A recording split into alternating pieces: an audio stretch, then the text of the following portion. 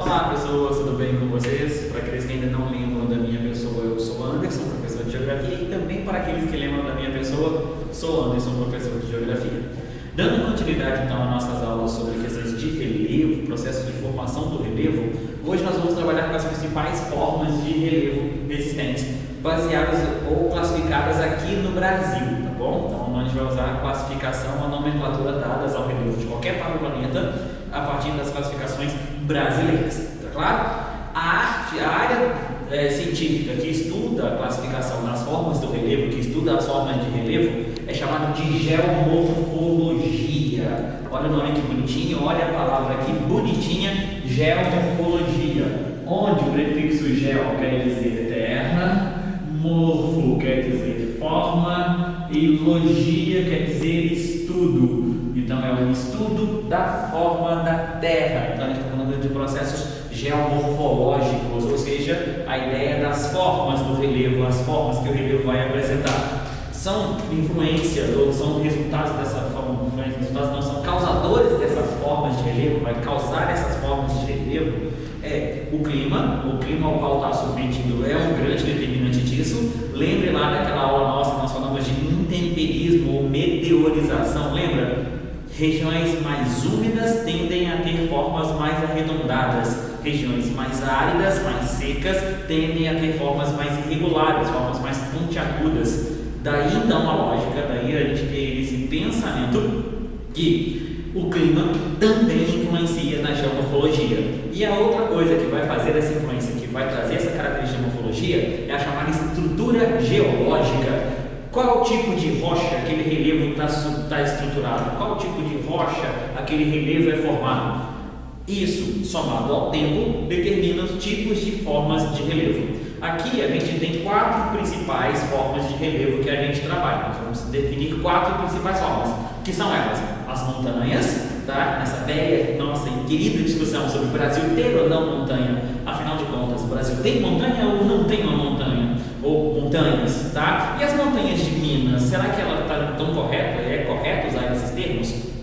Tá, beleza? Então essa é a nossa primeira forma de relevo que a gente vai discutir hoje. A segunda forma de relevo é uma classificação mais geral chamada de planaltos. Planaltos, então a gente vai trabalhar ela, tá? Planícies e também as depressões. Então vamos falar hoje de montanhas, planaltos, planícies e depressões. Começando logo de cara pela montanha. Lembrando que as montanhas, elas também podem ser chamadas de cordilheiras. O que é uma montanha? Ali existem classificações, existem conceitos diversificados de montanha. Qual que é o conceito que a prova de vocês trabalham? Qual o conceito que vai cair na prova de vocês? É o conceito elaborado pelo professor Jurandir Sanches Ross, tá? Que estabelece que montanha é um grande conjunto de elevações com altitude superior a 3.000 metros. A gente tem 3.000 metros de altitude, mas o mais importante é isso aqui, onde predomina os processos endógenos. Então montanha vai ser onde tem ação tectônica ativa. Por esse conceito que a gente está discutindo, por esse conceito que a gente está debatendo, o conceito do professor Jurandir Sanches Ross, no Brasil não há montanhas, tá bom? Por que não? O Brasil, você vai lembrar lá da nossa aula de processo de formação do relevo, nossa aula de placas tectônicas, o Brasil é meio de placa, ele está localizado no centro de uma placa. Montanha tem que ter processo endógeno. Veja que detalhe, tem que ter uma orogênese continental convergente. O que você quer dizer com isso? Só vai formar montanha onde houver colisão entre as placas tectônicas. Então, raciocine, pense direitinho e entenda isso. Pelo conceito do professor Jurandir Ross, montanha é a forma de relevo resultante na área continental entre a colisão de 2 placas tectônicas, onde ao menos uma dessas placas é continental. Ah, professor, falar que é somente o dobramento do relevo pode? Não. Por quê? Há processo de orogênese. A orogênese ocorre desde quando a superfície do planeta se solidificou. Tá claro? Então, o que é orogênese mesmo? Só para a gente recapitular.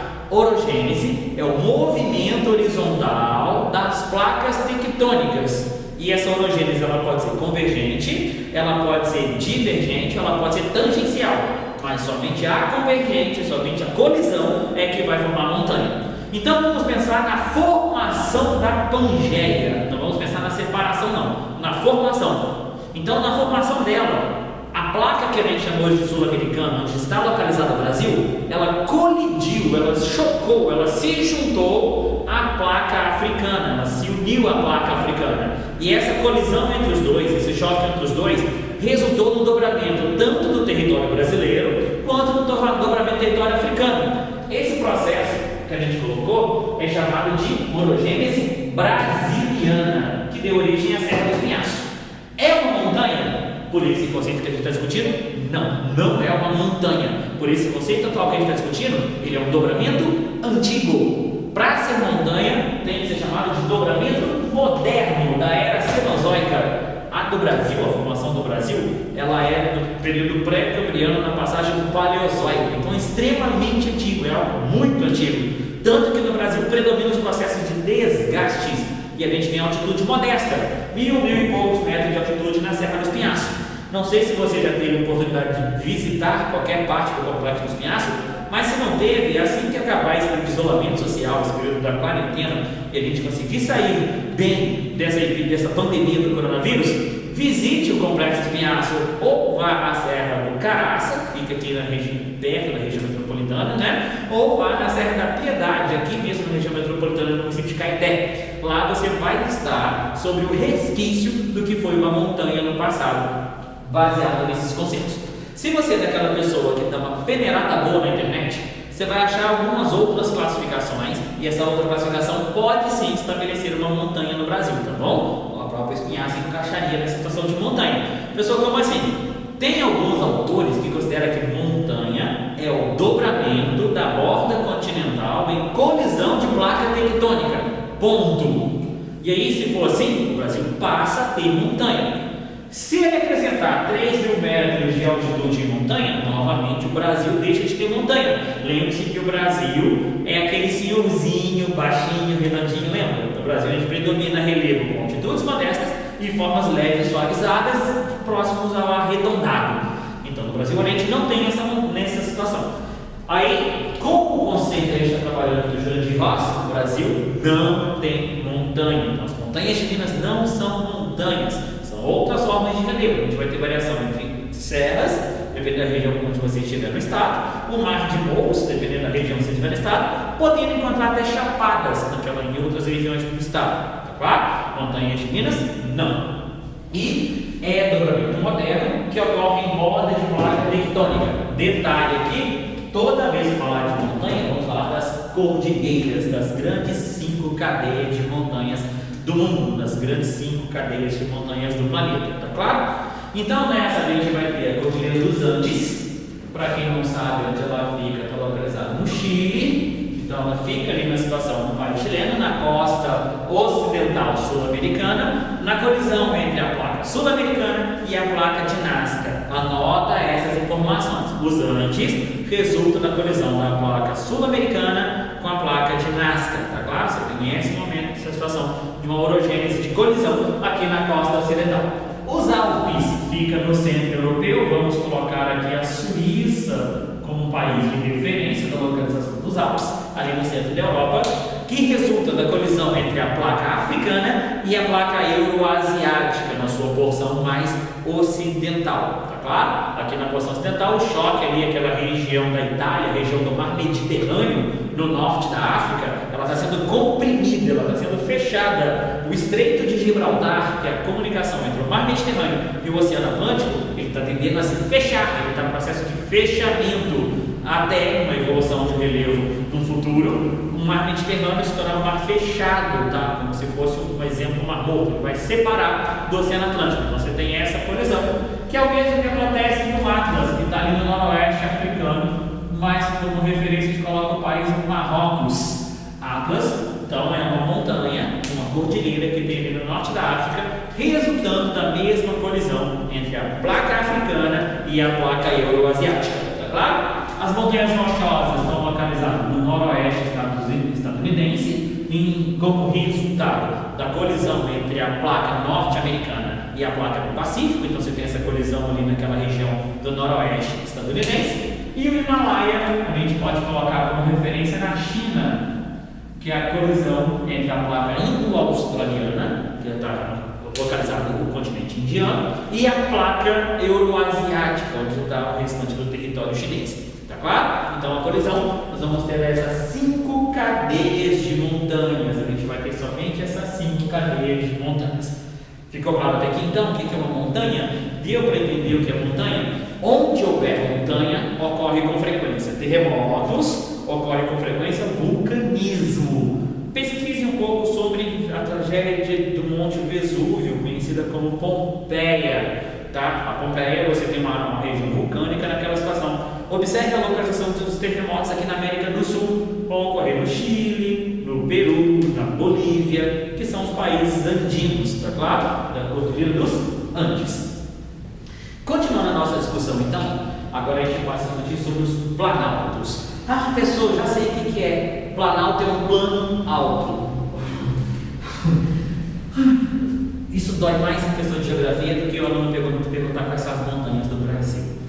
Porque de onde você tirou essa ideia viajada que Planalto é um plano alto? De onde você tirou isso? Ah, Planalto, eu aprendi em português lá que Planalto é um plano mais alto, né? Planalto, formação de palavras.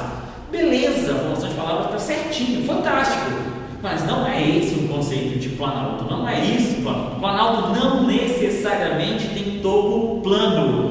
Não necessariamente vai ter topo plano, você vai ter topo das formas mais diversas possíveis. Você tem forma de pico, suavemente ondulado, aplanado, então você consegue sim ter formas diferentes. Planalto não é um plano alto, apesar da palavra ter essa origem, ela não é um plano alto. Existem planaltos de topo plano? Existem, mas você não pode generalizar. Estamos falando do conceito de planalto. E planalto pega todas as elevações, então são relativamente elevadas, tá? De formas diversas. Então olha aqui que coisa importante, olha, de formas diversas.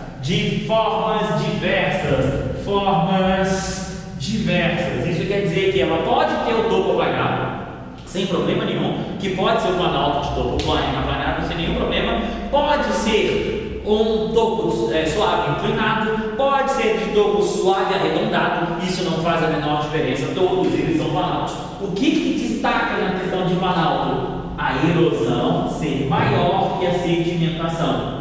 Professor, o que isso quer dizer?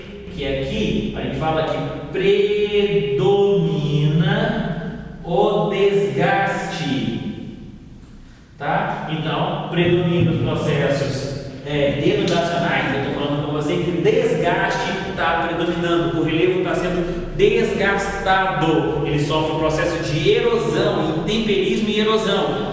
Nos olhos aqui, meu coleguinha, nos olhos aqui, querido aluno, presta atenção.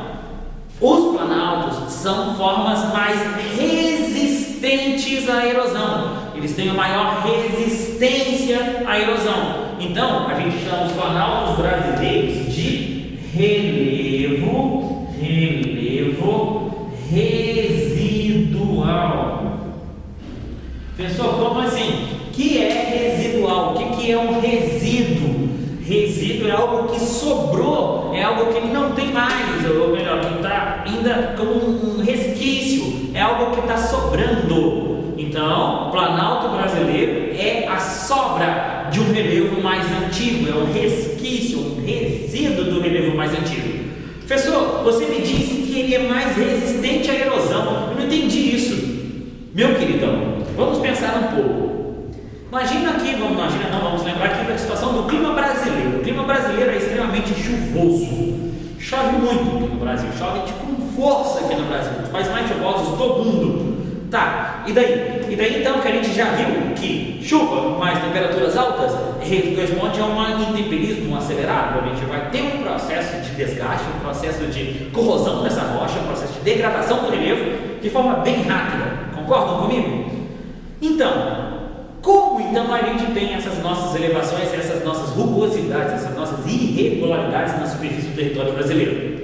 Porque esse material, a estrutura geológica que forma essas regiões mais elevadas, elas são caracterizadas por oferecer mais resistência aos processos de degradação, aos processos denudacionais, ou o que eles chamam de intemperismo e erosão. Ela é mais resistente. Se ela não fosse mais resistente, estaria todo mundo nivelado, todo mundo no mesmo plano, digamos assim, tá? Vamos pensar aqui, relevo de Belo Horizonte.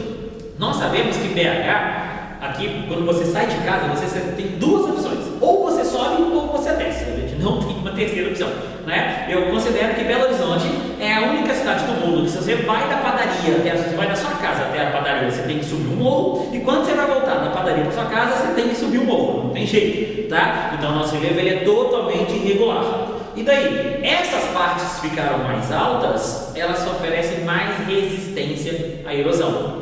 Tá claro? Ela vai ter essa estrutura de ser mais resistente. Então desgasta o que está em volta e ele fica ali no meio como um relevo residual. Tá claro? Ela vai ter essa característica de um relevo residual. Então, as formas vai ter influência do clima. O clima é um fator eixo por causa da erosão diferencial. Tá? O clima, se for mais chuvoso, tem erosão de um jeito. Se for chuvoso, quente, erode de outro. Se for chuvoso, frio, erode de outra forma. Se não for chuvoso, não erode, vai erodir de outra forma. E a estrutura geológica, bem que tem Planalto em rochas sedimentares, tá? Rochas sedimentares, então não pode confundir com o componente da frente. A gente tem Planalto em rochas cristalinas, a gente vai ter essa característica de apresentar alguns Planaltos formados em rochas de estrutura cristalina, e também existem Planaltos em rochas metamórficas, conforme nós colocamos aqui já a Serra do Espinhaço. Então, tudo isso, todas essas são Planaltos, todos apresentam como forma de Planaltos, tá claro? Quais são os Planaltos cristalinos? Serras. O que é serra? É um conjunto sequenciado de picos. Então você tem um movimento de sobe e desce. A ideia das serras, ela vai apresentar uma estrutura, desculpa a cor errada, ela vai apresentar uma estrutura, tá? Mais ou menos assim. Ela vai ter um processo que sobe, um que desce do lado, ela sobe de novo e desce. Ela vai apresentar esse tipo de estrutura, beleza? Vamos considerar aqui que está na parte cristalina. Então ela vai apresentar essa característica assim. Algumas situações ela fica mais assim, ó, veja que bonitinha. Lembrando as serrilhas de uma faca, daí o nome serra. Ela vai ter essa característica sequenciada de ser uma serra. E lembrando que a cruzinha aqui, ó, tá te falando que esse relevo tem carga positiva. Tá claro? Relevo com carga positiva. Marca isso na sua prova e erre feliz. Lembre-se, o relevo não tem carga elétrica. A cruzinha representa que é uma estrutura cristalina, tá claro? A cruzinha representa uma estrutura cristalina. Escarpa. Escarpa é um nome dado a uma vertente extremamente íngreme. Então olha que doideira, tá? Escarpa é um barranco quase na vertical. Então isso aqui é a escarpa. Escarpa é um relevo, uma estrutura relativamente não, ela é absolutamente íngreme, ela é bem próxima da vertical. Geralmente a galera usa para pular de paraglider, parapente, essas coisas assim, ou ainda fazer slackline de um lado para outro, se for uma região de um canyon, alguma coisa assim. O pessoal estende a fita de um lado para outro e vai brincar de slackline atravessando esse vale. Então olha que doideira, tá? Geralmente você tem um relevo bastante escarpado, ou seja, quer dizer que o relevo é repleto, ele é munido de uma vertente extremamente íngreme, ela está bem próxima de 90 graus, tá claro?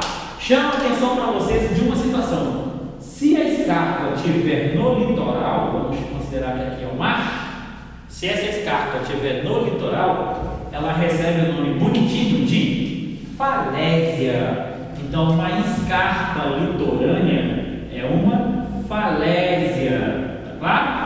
A escarpa do litoral, essa questão íngreme, bem próximo ao litoral, esse relevo escarpado bem próximo ao litoral, é chamado também de falésia, tá? Mar de morros. Mar de morros são formas mamelonizadas, de formas arredondadas suaves, em sequência. É o nosso típico relevo daqui do estado de Minas Gerais. Olha só que bonitinho, sabe? Aquele relevo que você desenhava no jardim de infância.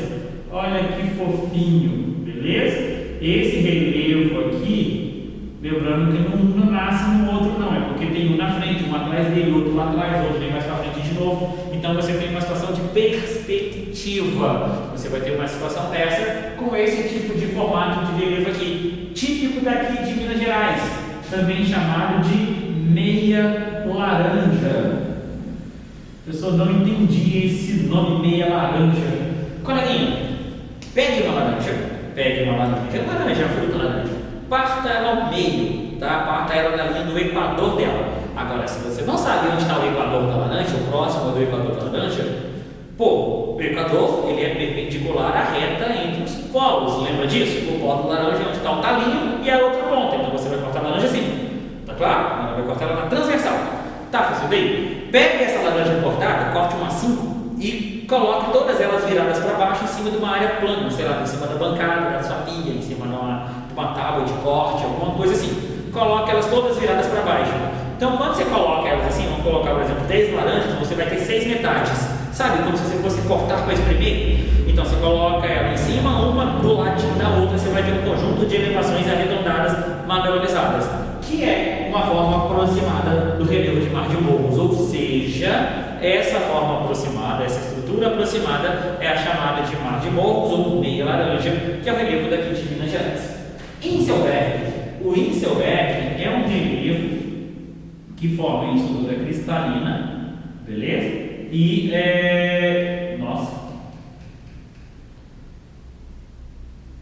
ele apresenta essa estrutura cristalina. Ele pode ter até sedimentar aqui na base, não tem problema. Ele pode ter uma camada sedimentar por aqui também, na lateral dele, né? Ele vai ter uma camada sedimentar aqui assim. E é comum em ambiente de clima árido, ok? Essa parte plana próxima dele é chamada de peneplano. O peneplano que está aqui nas margens do Inselberg, beleza? E o pão de açúcar, o famoso pão de açúcar, o pão de açúcar do Rio de Janeiro é o pão de açúcar, tá? O pão de açúcar do Rio, ele é um pão de açúcar. Então está aqui o cristalino. É uma formação semelhante ao Inselberg, porém em clima úmido, tá claro? Tanto o pão de açúcar quanto o Inselberg têm formação semelhante, porém o Inselberg ocorre em clima úmido, enquanto o Inselberg em clima árido, enquanto o pão de açúcar em clima úmido. Lembrando que ambos são chamados de Monadnock. Então pode ser chamado esses dois Monadnock de clima árido e Monadnock de clima úmido, tá claro?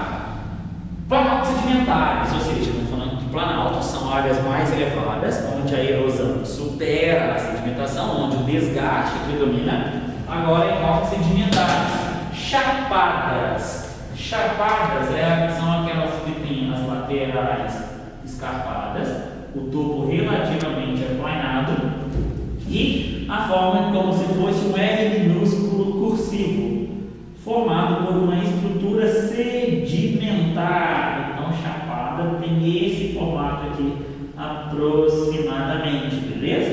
Ela vai apresentar esse formato aqui.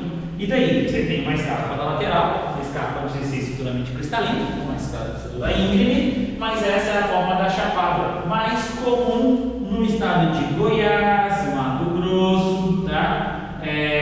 Naquela região centro-oeste do Brasil, e aqui no Triângulo Mineiro também tem essa forma de relevo. Topo suavemente aplainado, ou seja, aqui sim lembra a ideia do plano alto, tá claro? Mas é por causa da estrutura geológica que ela apresenta esse topo relativamente plano, tá claro? A cuesta, ela tem um lado suavemente inclinado e o outro escarpado. Então ela apresenta essa característica. Veja que as camadas sedimentares dela são inclinadas, ligeiramente inclinadas. Isso se deu em razão da formação de origem, onde essa parte dela se chama front e essa parte mais suave se chama reverso. Então você tem as duas partes de uma cuesta, onde está localizada? Na região da bacia do Rio Paraná.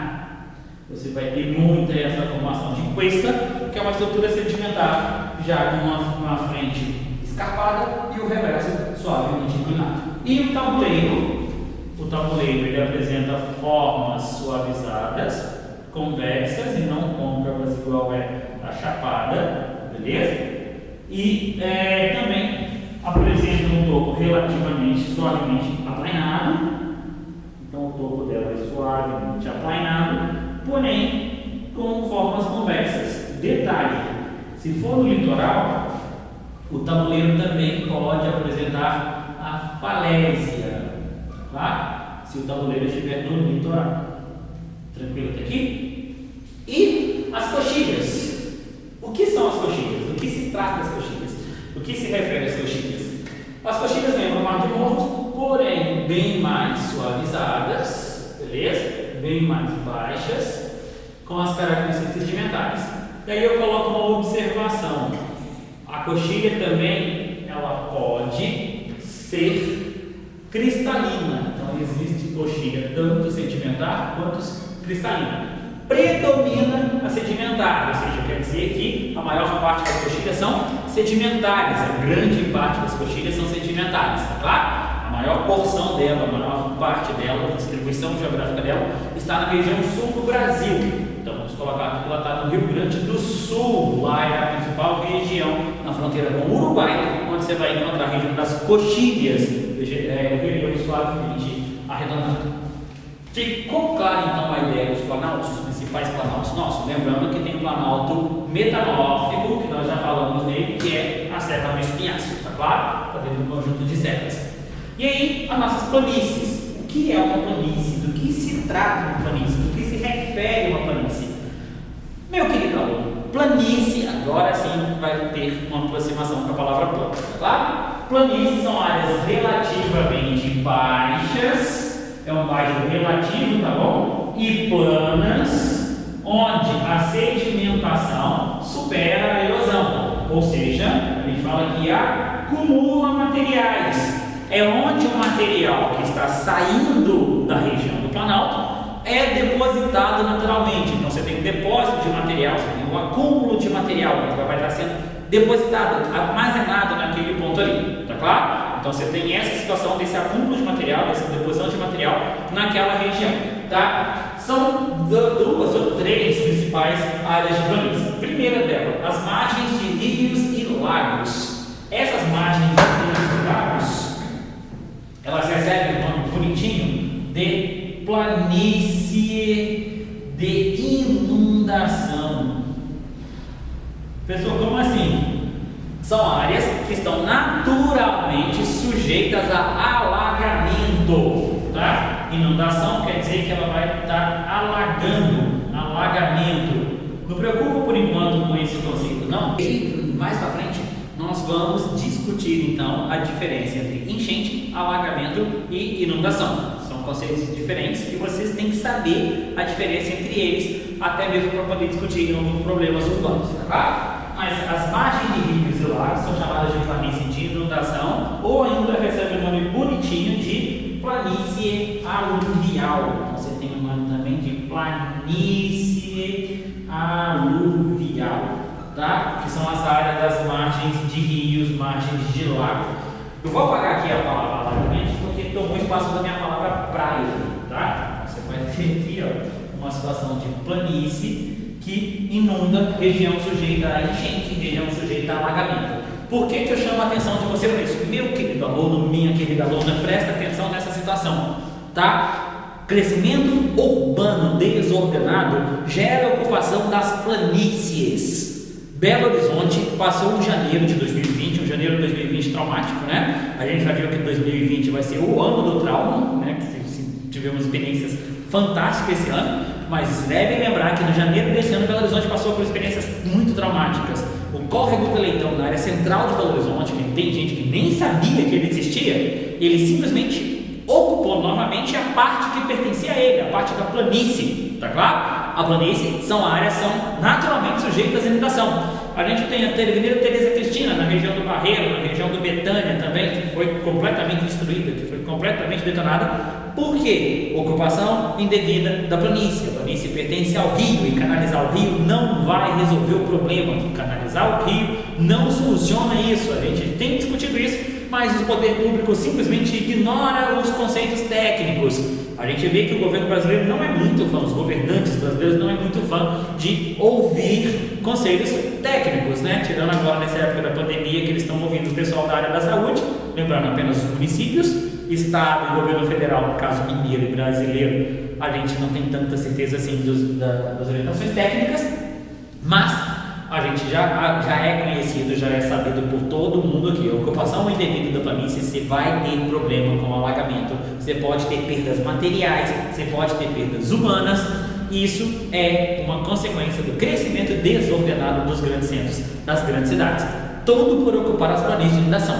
Planícies de rios devem ser revitalizadas.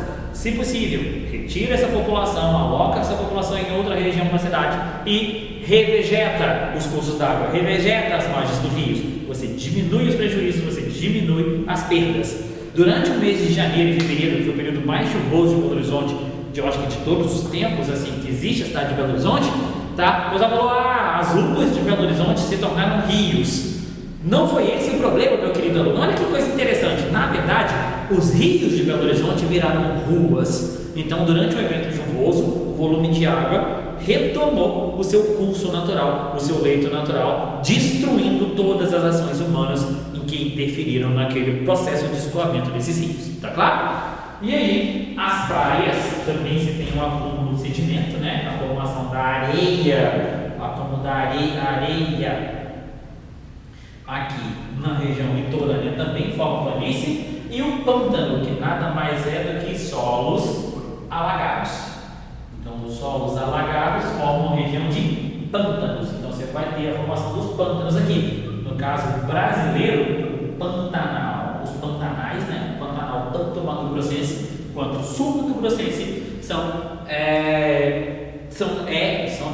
é uma forma de planície extensa, uma forma de planície bem expandida, tá claro? Então a gente já discutiu planaltos, tanto cristalinos, sedimentares e metamórficos, e agora discutimos as planícies, que são margens de rios, margens de lagos, também temos as praias e os pântanos. Existe outro tipo de planície? Sim, a gente pode colocar também como exemplo o processo de dunas, mas aí fica um pouco mais complexo, que seria uma planície eólica, tá claro? Vamos abordar agora as depressões. Então, depressão. Professor, o que é depressão? Numa forma simples de entender, meu caro aluno, meu querido aluno, minha querida aluna, uma forma simples de entender. Depressão é um buraco. Pronto. Depressão é um buraco. É um buraco.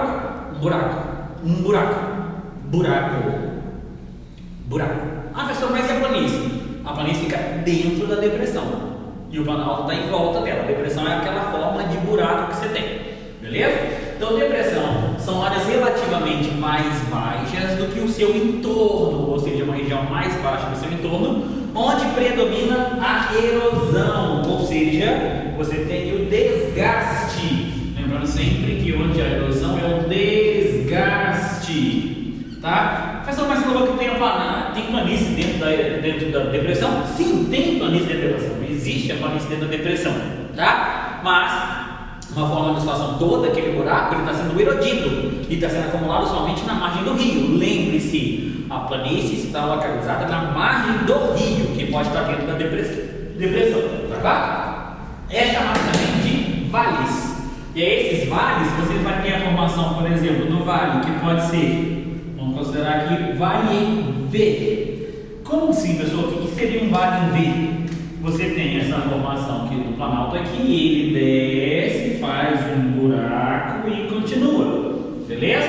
Vamos pegar, por exemplo, que esse vale está numa estrutura cristalina, então você tem aqui uma escarpa, dupla escarpa, formando um buracozinho. Esse vale em V pode ser chamado também de canyon, lembra lá? Canyon. Professor, o Grand Canyon, não sei por que vocês gostam do Grand Canyon, não sei, ou lugar feio, é um buraco no deserto feio, horroroso, né? Mas é um atrativo turístico legal de ver? Vale a pena, tá? Mas você tem canyons bem mais bonitos aqui no Brasil, você tem as gargantas bem mais bonitas aqui no Brasil, que são grandes vales em V. Lembra que eu comentei com vocês no início dessa aula da galera fazer slackline nos canyons? Olha que doideira, né? Eles conseguem amarrar a fita de cada lado do canyon e vai atravessar, desculpe, caminhando na corda bamba. Eu não tenho equilíbrio para isso, né? A minha forma meio esférica não consegue atingir um ponto de equilíbrio. Tem uma onda naquele negócio fica assim, eu despenco lá de cima do equilíbrio, tá claro? Então, os vales em V tem esse tipo de formato, ele vai ter essa incisão vertical, essa situação chamada de depressão.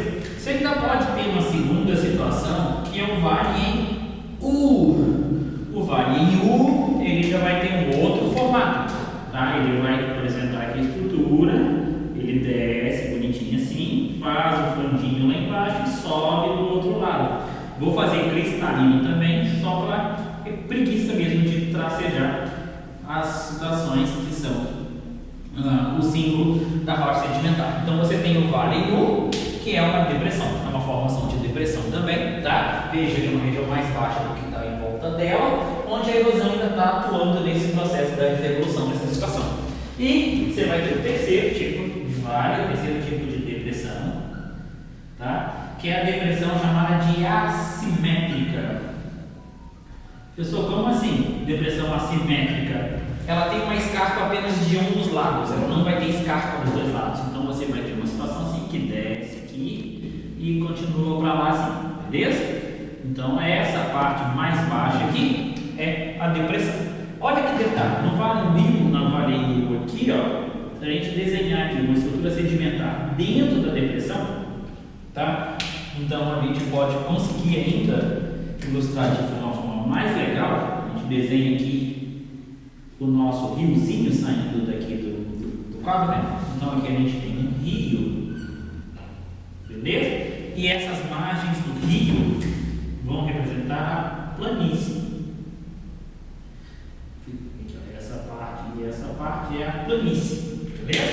E esse buraco todo, que está aqui, todo esse buraco, é a depressão. Então você tem essa formação dentro de uma estrutura geológica, fechando então nossas quatro unidades de relevo, que são planaltos, planícies e depressões. E as montanhas, montanha, planalto, planície e depressão, fecham as nossas quatro unidades de relevo. Encerramos as nossas quatro unidades de relevo. Para finalizar o de hoje, as classificações do relevo no Brasil. Tá claro, o Brasil recebeu ao longo da história 13 classificações, cada um com a sua proposta. A primeira classificação foi feita em 1949 pelo professor Haroldo Azevedo, que utilizou como principal critério a altimetria. Pessoal, como assim? Ele utilizou principalmente a altitude como critério, usando nomes geomorfológicos para fazer a classificação. Tá claro? Ele classificou o relevo do Brasil em 7 grandes unidades de relevo. Ele apresentou 7 grandes unidades de relevo, sendo 4 planaltos e 3 planícies. Na apostila de vocês tem um mapinha, dá uma olhada lá naquele mapinha da classificação do Haroldo Azevedo, tá claro? Lá apresenta as 7 unidades de relevo, 4 planaltos e 3 planícies. Lembrando que o critério da altimetria falou, olha, o que está a partir de 300 metros é chamado de planalto. O que está abaixo de 300 metros, vamos chamar genericamente de planície. Então esse foi um dos critérios mais básicos, tá claro? Aproximadamente 10, 11 anos depois, vai dar 59, 13 anos depois da classificação do Haroldo Azevedo, o aluno dele, o professor Aziz Nassib Adsaber, tá? Fez a proposta de classificação. Ele fez uma proposta para substituir a classificação do professor Haroldo Azevedo e usou como critério a geomorfologia, ou seja, esse critério que nós adotamos para definir planaltos e depressões, tá claro? Ele falou que planaltos sofrem erosão, planalto seria onde sofre erosão, e planície seria a região onde sofre o acúmulo, planícies, uma região que sofre acúmulo. E ele mudou então a classificação, não utilizando mais em consideração o critério de altimétrico e sim a geomorfologia.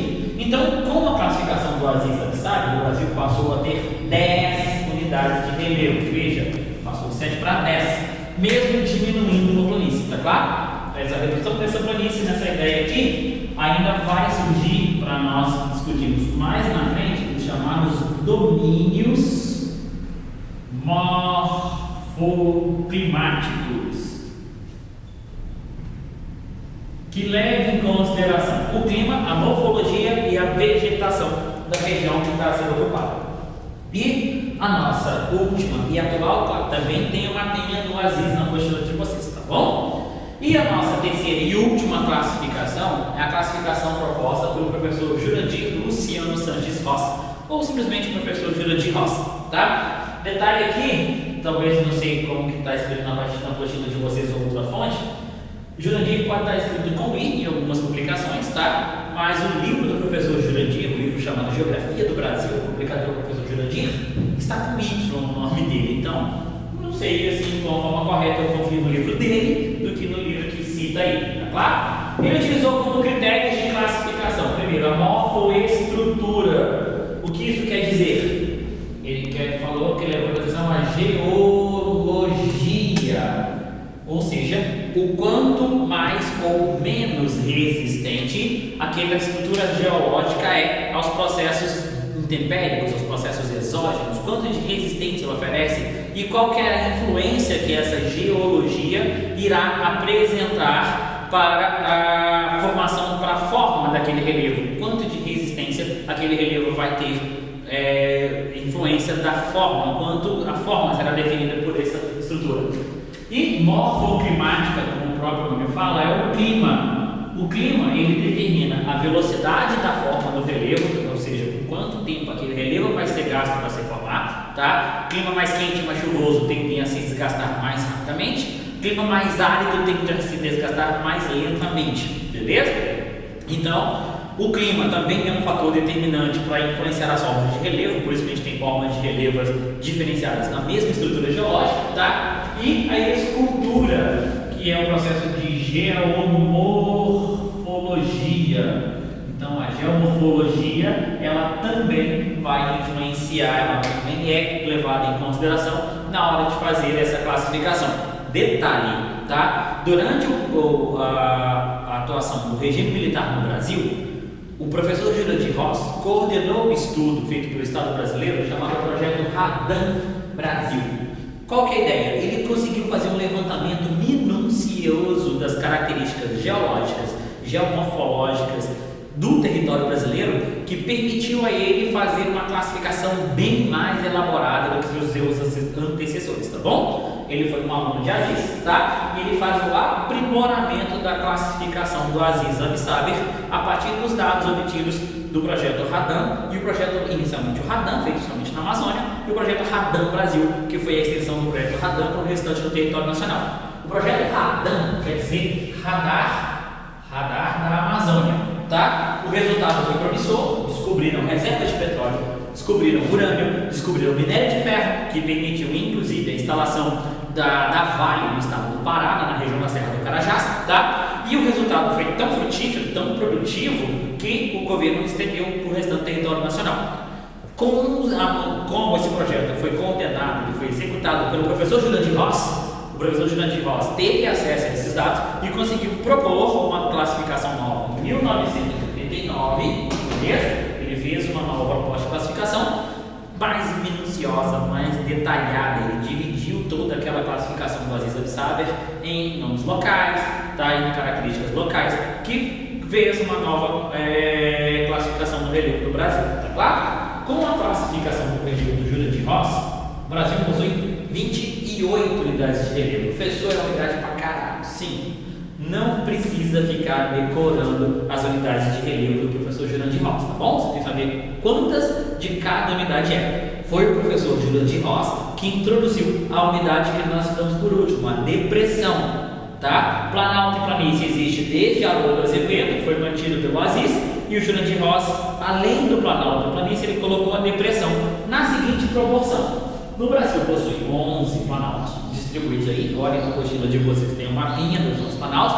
Não se preocupe, pelo menos para o Enem ou para o Cefet, tá? Não se preocupe em decorar onde está o nome de cada uma dessas unidades, tá claro? Se você for fazer FUVEST aí já é outro assunto.